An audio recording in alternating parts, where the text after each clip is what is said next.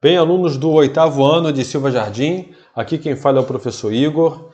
É um prazer estar com vocês. Vamos dar início à nossa aula de História. Nossa aula de hoje é sobre o fim do primeiro reinado. Aliás, já falamos até sobre isso. Vai ser sobre o período regencial. Então eu vou pular logo para a parte que nos interessa. Aqui. Em 1831, então, houve a abdicação do trono feita por Dom Pedro I. Vamos ler. Dom Pedro I, então, que abdicou o trono em 1831, tanto pela pressão política que o imperador sofria da elite e populares brasileiros, quanto pela tentativa de assegurar os direitos da sua filha, Maria da Glória, pois, com a morte de Dom João VI, a coroa portuguesa iria, por direito, a Dom Pedro I, que preferiu abdicar o trono português em benefício da filha e deixou o trono brasileiro para seu filho Pedro de Alcântara, que se encontrava então com 5 anos de idade. Assim terminava o primeiro reinado. Vou explicar esse parágrafo aqui rapidamente. Bem, Dom Pedro I sofria com a grave crise política do final do seu reinado, porque ele gastou muito dinheiro, porque ele teve medidas impopulares, porque ele não conseguiu harmonizar as forças que estavam ao seu redor, os interesses. Ele centralizou muito poder na mão dele e não atendeu aos interesses de uma elite brasileira e muito menos do povo. Então, chegou um momento em que o rei de Portugal morreu e ele, por direito, poderia herdar o trono português. Só que ele estava como rei do Brasil, ele teve que fazer uma escolha. Ou vou lutar pelo meu trono, meu direito em Portugal, ou eu fico no Brasil. Como ele estava em crise no Brasil, ele se retirou de campo e deixou o filho dele. Só que o filho dele, na época, era uma criança de 5 anos de idade. Não dá para ser rei com 5 anos de idade. Então, o que vai acontecer? A regência. Vamos ler. O período posterior à abdicação de Dom Pedro I é chamado de regência, porque nele o país foi regido por figuras políticas em nome do imperador até a maioridade antecipada deste, em 1840. Aqui em 1840 começa então o segundo reinado. A princípio, os regentes eram 3, passando a existir um único regente a partir de 1834. Bem, agora vamos prestar muita atenção no que eu vou falar aqui. Aqui você tem o mapa do Brasil, tá? Antes, o governo era centralizado aqui, ó. Isso aqui é o Rio de Janeiro. O poder era centralizado nas mãos do imperador, Dom Pedro I. Um governo de uma centralização muito forte.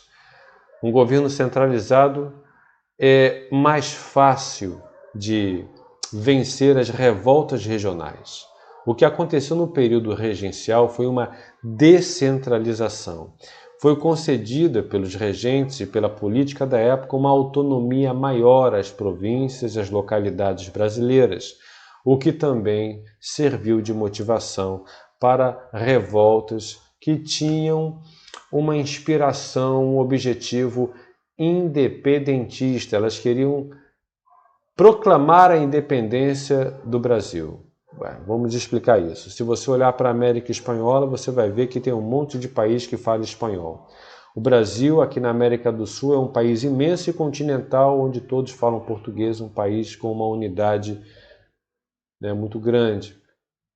Se essas revoltas fossem bem-sucedidas no passado, no período regencial, teríamos aqui vários países que falam a língua portuguesa. Mas nós vamos entender por que isso não aconteceu. Vamos ler aqui. O agravamento da situação econômica e o anseio das camadas popular e média por uma maior participação política vão gerar revoltas em vários pontos do país. Sim, esses aqui são as motivações.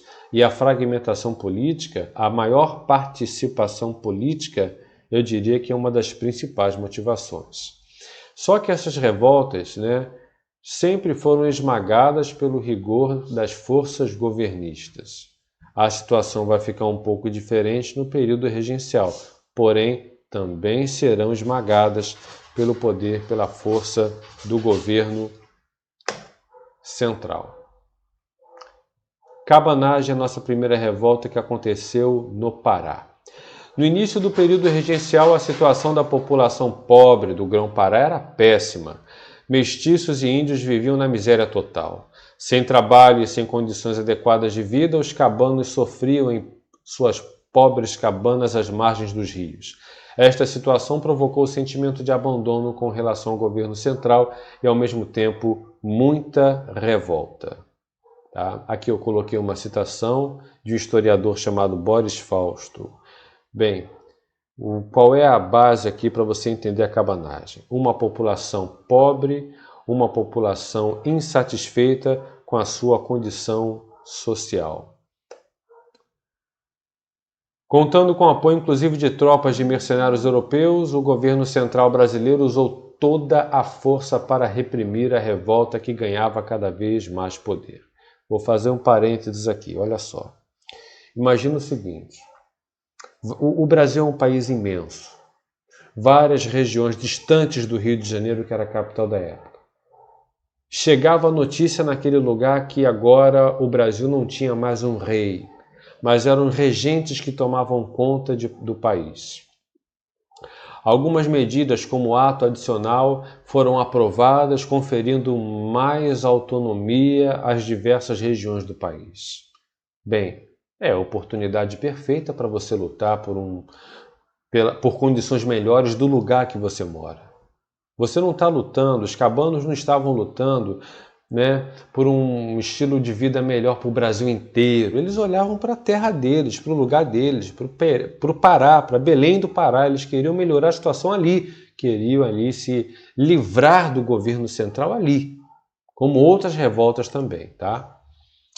Após 5 anos de sangrentos combates, o governo regencial conseguiu reprimir a revolta. Em 1840, muitos cabanos tinham sido presos ou mortos em combates. A revolta terminou sem que os cabanos conseguissem atingir seus objetivos. Próxima revolta, a Sabinada. A Sabinada foi uma revolta feita por militares integrantes da classe média e rica da Bahia. Eu diria que não somente feita, como principalmente liderada. A revolta se estendeu entre os anos de 1837 e 38. Os revoltosos eram contrários às imposições políticas e administrativas do governo regencial. Estavam profundamente insatisfeitos com as nomeações de autoridades para o governo da Bahia. Queriam mais autonomia. Atenção, hein? Atenção. Essa frase aqui é importante. Querer mais autonomia é a frase mais impactante, a base para você entender essas revoltas. O que as pessoas queriam era mais autonomia. Professor, o que é autonomia? Você sabe, é independência. Queriam cuidar das suas próprias leis, escolher seus próprios governantes, escolher o seu próprio estilo de vida, escolher a sua própria organização política. É isso que eles queriam. Queriam, na verdade, essas revoltas do período regencial. A maioria delas queriam, então, ficar independentes do Brasil. Vamos ler aqui. Queriam mais autonomia política e defendiam a instituição do federalismo republicano. Por que isso, professor? Porque o Brasil, na época, era uma monarquia constitucional. Eles queriam que o Brasil não tivesse rei, monarquia, o rei vai ser o filho do rei, nada disso. Eles queriam um presidente eleito pelo povo, assim como na época era nos Estados Unidos da América. Um sistema que daria mais autonomia política e administrativa às províncias. O governo central, sob a regência do regente Feijó, enviou tropas para a região e reprimiu o movimento com força total. A cidade de Salvador foi cercada e retomada. Muita violência foi usada na repressão. Centenas de casas de revoltosos foram queimadas pelas forças militares do governo. Daqui você entende que não tinha meia conversa. Era assim, né? O governo central, o governo do período regencial, não perdoava, não prendia. Ia para matar, ia para deixar o exemplo, ia para poder lutar pela unidade do país. Entre revoltosos e integrantes das forças da rebelião, ocorreram mais de 2.000 mortes durante a revolta. Mais de 3.000 revoltosos foram presos. Assim, em março de 1838, terminava mais uma revolta no período regencial. Bem, eu vou aqui fazer uma pausa. Temos aqui a revolta dos malês. Vamos falar aqui então aqui rapidamente dessa revolta e vamos concluir a nossa aula. A revolta dos malês também na Bahia foi um movimento que ocorreu em Salvador, em 1835. Os principais personagens dessa revolta, bem diferente da Sabinada, foram os negros islâmicos. Apesar de livres, sofriam muita discriminação por serem negros e seguidores do islamismo. Os revoltosos, cerca de 1.500, estavam muito insatisfeitos com a escravidão africana, a imposição do catolicismo e com o preconceito contra os negros. Portanto, tinham como objetivo principal a libertação dos escravos. Nessa época o Brasil ainda tinha escravidão.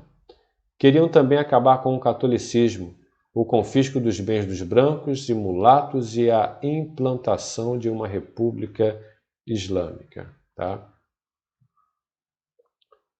Aqui nós temos um relato para entendermos o desfecho desse conflito.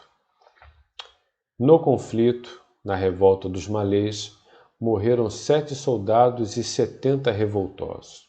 Cerca de 200 integrantes da revolta foram presos pelas forças oficiais. Todos foram julgados pelos tribunais. Os líderes foram condenados à pena de morte. Hoje no Brasil não tem pena de morte. Naquela época tinha. Os outros revoltosos foram condenados a trabalhos forçados. O que é trabalho forçado? Escravidão. Açoites e degredo, ou seja, foram enviados para a África. O governo local, para evitar outras revoltas do tipo, decretou leis proibindo a circulação de muçulmanos no período da noite, bem como a prática de suas cerimônias religiosas. Bem, vamos fazer uma pausa aqui na aula. Na semana que vem vamos continuar a falar de outras revoltas do período regencial. E é isso, eu agradeço a todos pela atenção, eu desejo bons estudos e nos vemos na próxima aula. Muito obrigado.